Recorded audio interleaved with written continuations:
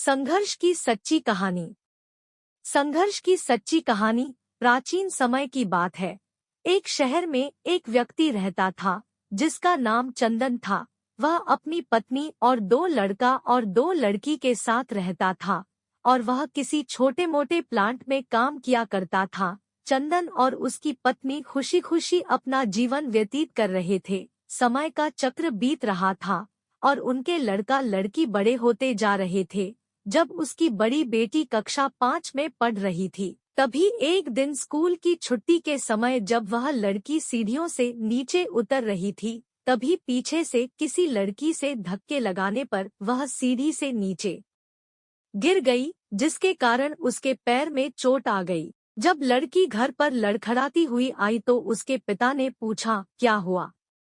तभी लड़की ने उन्हें पूरी बात बताई।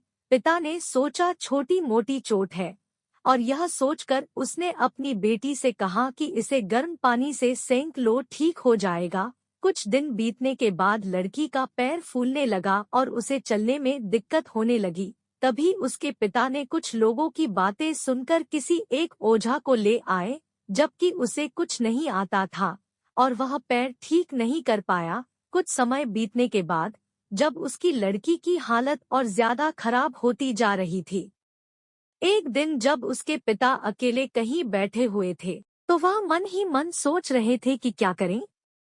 तभी सोचते सोचते उनके दिमाग में आया, क्यों ना डॉक्टर से दिखाया जाए। तभी दूसरे दिन वह अपनी लड़की को लेकर वहीं पास के अस्पताल में जाते हैं। डॉक्टर जब लड़की को देखता है तो लड़की के पिता से कहता है कि जल्द ही इसका ऑपरेशन करना होगा, क्योंकि इस लड़की के पैर में एक बहुत बड़ा घाव हो चुका है, जिसके कारण लड़की का पैर भी काटना पड़ सकता है। पिता डॉक्टर से पूछता है कि ऑपरेशन में कितने पैसे लगेंगे। तभी डॉक्टर कहता है 40,000 रुपए लगेंगे। पिता घबरा जाता है, लेकिन पैसे की तलाश में इधर से उधर जाने लगता है। इधर उधर भाग दौड़ करने के बाद पैसे की व्यवस्था कर लेता है और लड़की का ऑपरेशन हो जाता है। ऑपरेशन के बाद लड़की अपने घर आ जाती है, परंतु लड़की के पैर में कुछ सुधार न होने के कारण पिता चिंतित रहने लगता है। इसी तरह 4 साल बीत जाता है तथा पैर में लाख लाख रुपए लगाने के बाद भी लड़की का पैर ठीक नहीं होता है, जिस कारण से पूरा परिवार दुखी रहने लगता है।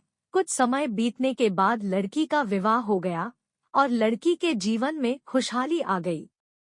पिता सोचता है कि अब सब कुछ ठीक हो गया है, संघर्षों का दौर खत्म हो गया, परंतु किस्मत को कुछ और ही मंजूर था। एक दिन जब वह बाजार जा रहा था, तभी पीछे से किसी ट्रक के द्वारा उसका एक्सीडेंट हो गया, जिसके कारण उसके सर में गंभीर चोट आई। चंदन 1 महीने तक बिस्तर पर ही रहा। 1 महीने के बाद ठीक होने पर वह सोचा कि अब सब कुछ ठीक हो जाएगा। तभी उसकी पत्नी का स्वास्थ्य खराब होने लगा और वह बीमार पड़ गई। यहाँ वहाँ छोटे डॉक्टरों को दिखाने के बाद तबीयत और बिगड़ गई, जिसके कारण उन्हें वाराणसी के बीएचयू अस्पताल में ले जाना पड़ा।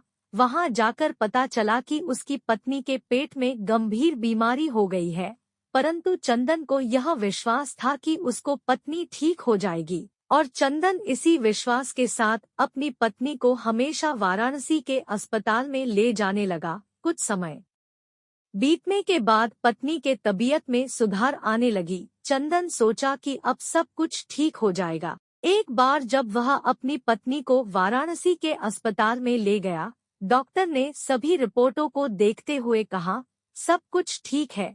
चंदन बहुत ही खुश हुआ और वह अपने पत्नी के साथ अपने शहर वापस आ गया।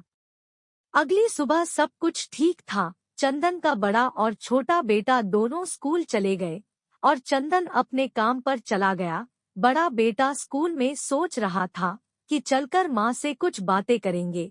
तभी 11 बजे उसका मित्र आता है और कहता है कि चलो, तुम्हारी माँ की तबीयत खराब हो गई है। बड़ा बेटा दौड़ता हुआ अपने घर की तरफ आता है। तब तक बहुत देर हो गई होती है, उसकी माँ की मृत्यु हो चुकी होती है। बेटा माँ को देखते ही फूट फूट कर रोने लगता है और वह अपनी माँ का अंतिम संस्कार करता है। 1 साल तक पूरा परिवार दुखी ही रहता है। कुछ समय बीतने के बाद दुखों के बादल छट जाते हैं और चंदन अपने लड़का और लड़की के साथ सुखमय जीवन बिताने लगता है। आज उसका परिवार खुशी खुशी जीवन जी रहा है।